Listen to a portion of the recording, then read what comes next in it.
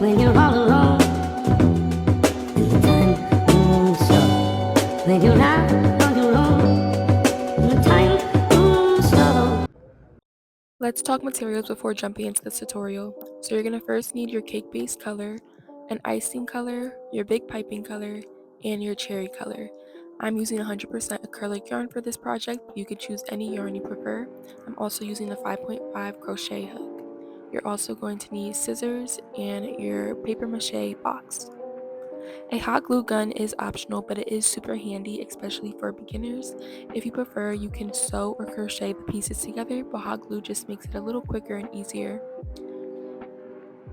You'll also need something to weave in your ends once you finish your crochet work, so I'm using a thread burner. Lastly, you can use stitch markers if you need to see where you left off. So now let's dive into the fun part. Alright, so we're going to get started on the base of the cake. I'm using a white color for this part, but you can absolutely go with a cream shade if you want more of a vanilla cake vibe.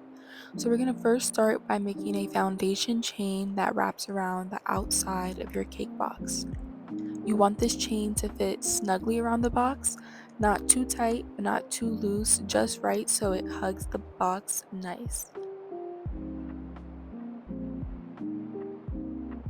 Once your chain fits all the way around, you want to go ahead and skip the first chain from your hook, and into that second chain, you want to half double crochet, and you want to half double crochet all the way across until the end of your row.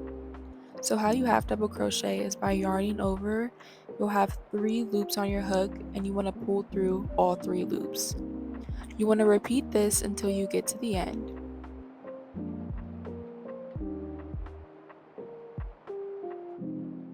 So once I reach the end of the row, I like to put a half double crochet into that last stitch, and then I pull tightly just to make sure everything's in place. I'm then going to chain 1 and turn my work, and I'm going to repeat the same process, half double crocheting each row.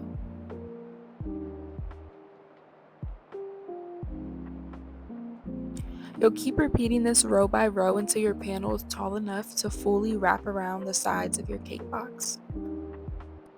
Here's what your base panel should look like once you've finished it. When you wrap it around your cake box, you should notice that there's a small portion around the box that's left uncovered. That's totally intentional because when we hot glue it, the yarn will stretch. You want to leave a little gap so that that lid can still open and close easily without any bulky fabric getting in the way.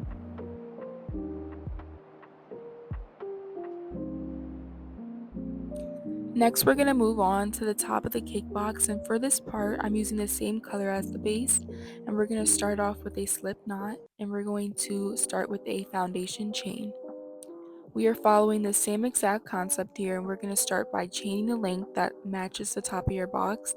I like to chain at least 1 or 2 extra chains just so there's slightly extra crochet fabric left over. Once you have your foundation chain, you want to skip the first chain, and into that second chain you want to half double crochet across the row. At the end of the row, you're going to chain 1 and turn your work, and continue repeating these rows until you have a panel that covers the entire top. There should be a little extra left over, and this slight overhang will give your cake a nice rounded look once everything's assembled. Now that we finished the top panel, let's take a look on how it fits. You should see a slight overhang on each side, just enough to cover the brown part of the box. This helps give your cake a more polished and realistic look, and the big piping just over the edge will cover the remaining of the brown box. We're then going to place everything aside, and we're going to begin working on the big puff icing stitch. You could choose to add 1 layer of puff icing or 2 depending on your preference. It's totally up to you, but I'm going to show you step by step on how you can make this puff stitch, and you can decide how many rows you'd like to make it based on your cake design. So you're going to first start off with your color and a slip knot. You're then going to chain 3.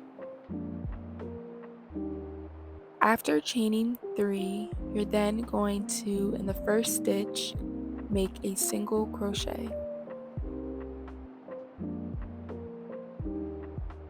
After making that single crochet, you're then going to chain 4, and once you chain 4, you want to turn your work. Turning your work is really important, and we'll be doing that every time we start a new row. Now, in that first chain, we're going to make 2 puff bobbles. Each puff bobble is made up with 4 half treble crochets, but we won't complete them all the way. So in that first chain, you're going to yarn over twice and you're going to insert your hook into the stitch. You're going to pull through 2 sets of 2 loops and you should be left with 2 loops remaining on your hook. So you're going to pull through one and then pull through another set. So now you have 2 loops remaining. You're going to yarn over twice again, go through the chain, and pull through 2 sets again. You're going to be left with 3 loops on your hook. You're then going to repeat this again. Yarn over twice, insert, pull through 2 sets. You'll have 4 loops. Then you're going to yarn over, pull through 2 sets again. And on your 4th time, which is the last, you're going to have 5 loops on your hook. You're going to pull through all 5 of those loops. Now you're going to repeat everything we just done again in the same stitch. Repeating this process one more time in the same stitch is going to make your second bobble.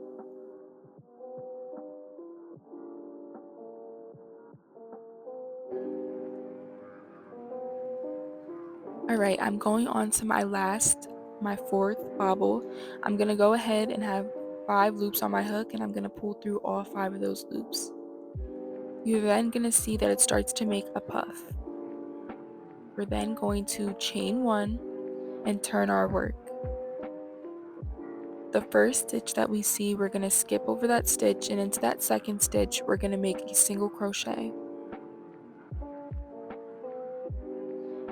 Once you make your single crochet, you're then going to chain 4 and turn your work. You're then going to be repeating everything we just done with all of the triple crochets into the chain. So for every row it goes puff bobble 2 times. You're going to chain, turn your work, single crochet, chain 4, turn, and repeat.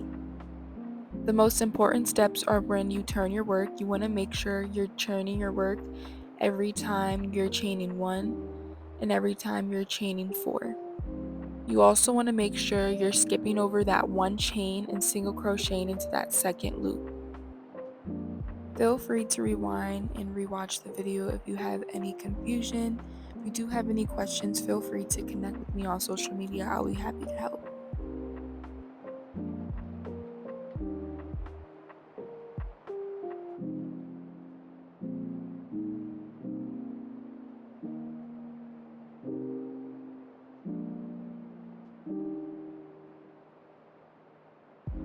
Now that the big puff piping is finished, let's take a look on how it turned out. You could see how the puff stitches really stand out and they give that perfect fluffy icing effect. Next, we're going to move on to the icing detail that wraps around the cake. This can just go in the middle, or you can have it both in the middle and the top. It's totally up to your personal style. So the icing strip is super easy. We're just going to start off by making a foundation chain that is long enough to wrap around the whole cake. If you're not sure exactly how long, it's always better to make it a little longer than too short. And you don't want to worry about it too much because you can always adjust it later.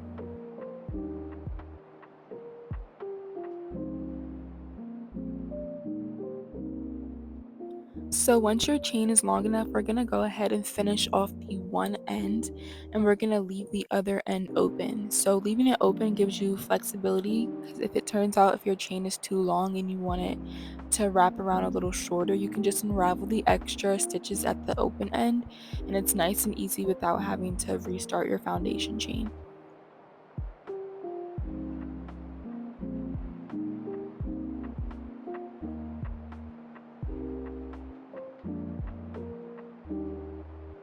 So I'm just showing you guys how I kind of get a gist of how I'm going to make the top with the swirl. I just make a chain that's long enough and kind of just practice how the swirl may look. Now let's move on to making the whipped cream topper or the cream puff. This is a cute little swirl that the cherry will sit on top of.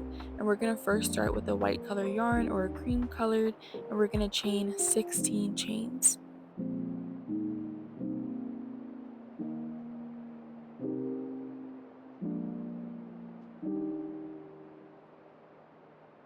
So once you have your 16 chains, you're going to skip your first chain, and into that second chain from the hook, you're going to place 4 single crochets into that same stitch. You're going to keep repeating the same thing, 4 single crochets into each chain all the way down the row. I feel like this project has a consistency of repetitive motion, so this is pretty easy.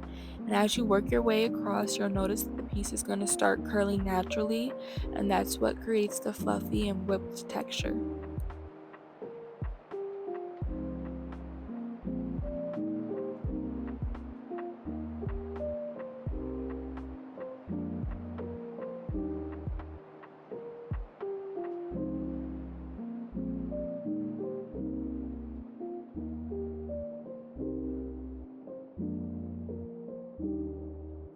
Once you reach the end, you'll see that this piece can go 2 different ways depending on how you want to use it. You could leave it tighter and you could have it almost like a whipped swirl, kind of like it's been piped on the top. Or you can leave it slightly curled and let the cherry sit flat on the top like a soft whipped cream dollop. Whether you go with the swirl or the flat topping, at the end I'll show you how to assemble this piece by hot gluing the 2 ends together so it stays secure.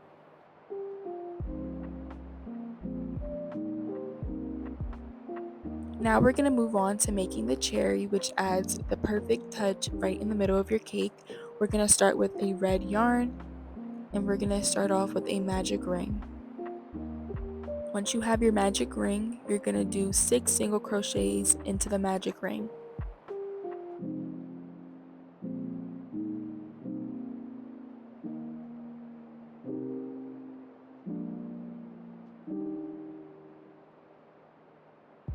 Once you reach the end of this row, you want to pull your yarn tight and close your ring, but you do not want to slip stitch your ring shut tight.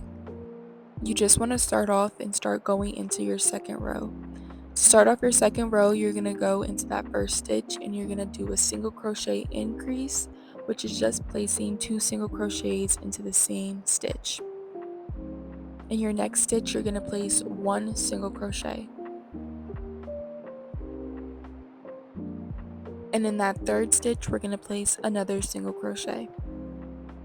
We're then going to repeat these 3 steps by doing a single crochet increase, 1 single crochet, and then another single crochet. This is where you can use your stitch marker to see where you left off at, because we're going to repeat these steps until we reach the beginning of our magic ring.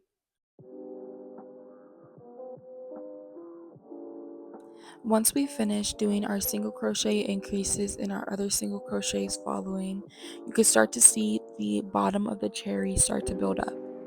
We're then going to single crochet all the way across until you have your desired size of your cherry.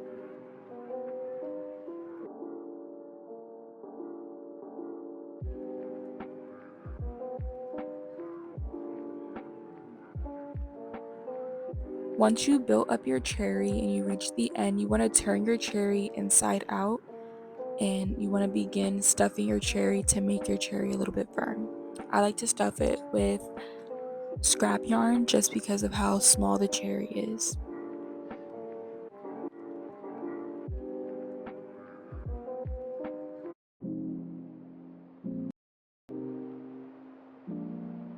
You then want to stuff your cherry and single crochet decrease until you reach the end. How you single crochet decrease is by inserting your hook into the first stitch, yarning over and pulling up a loop. You'll have 2 loops on your hook. You then want to insert your hook into the next stitch, yarn over and pull up another loop. You'll have 3 loops on your hook. You then want to yarn over one last time and pull through all 3 loops. And that's how you just decreased and put 2 stitches into one.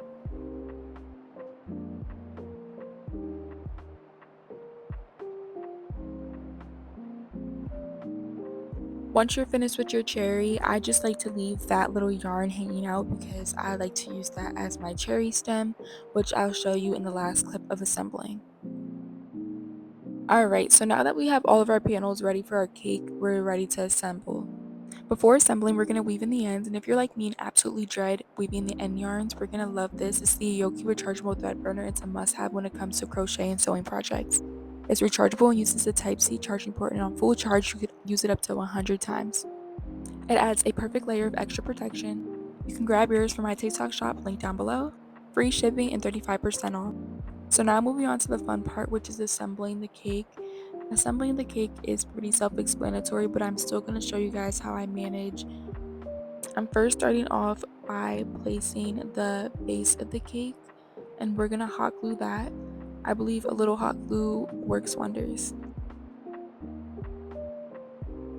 I just start by adding a small layer of hot glue and placing a small portion of the panel onto the hot glue. I then just go along in the inside and the sides of the cake and press down my yarn panel. I'll go ahead and repeat this process all the way until the end, and it's pretty self-explanatory and pretty easy. And this is what it looks like at the end. And now it's time to place our top panel on. I just go ahead and stick it right down in the middle. I'll place a bit of hot glue. Then I'll place some more hot glue for extra security, and for the sides I'll go ahead and place a small line of hot glue and secure the sides down. There will be a small portion of the paper mache box still showing, but don't worry about that. Our big piping will cover that. So I go ahead and just hot glue the big piping down to the perimeter of the box. And it is pretty self-explanatory. There's not much need for explanation, and I'll go ahead and do the same to the bottom of the cake. So this is what it's looking like so far. It's looking so cute already, but now it's time to add our fine details. So we're gonna go in with the icing of our cake, which I love. And for the icing for the top, I just make kind of like a swirl with the hot glue, and I'll trace it over with the icing yarn. Once I reach the end, I'll go ahead and finish it off and then hot glue and secure it into place. We're then going to move on to the side, which is basically the same thing as the top. With the icing added onto the cake, it adds such a great detail and such a great pop of color. This is what the cake box looks like so far. Now we're going to add the finishing touches, which is our cream puff and our cherry. So with the cream puff, I go ahead and get the two ends and I'll connect them with a little small dot of hot glue.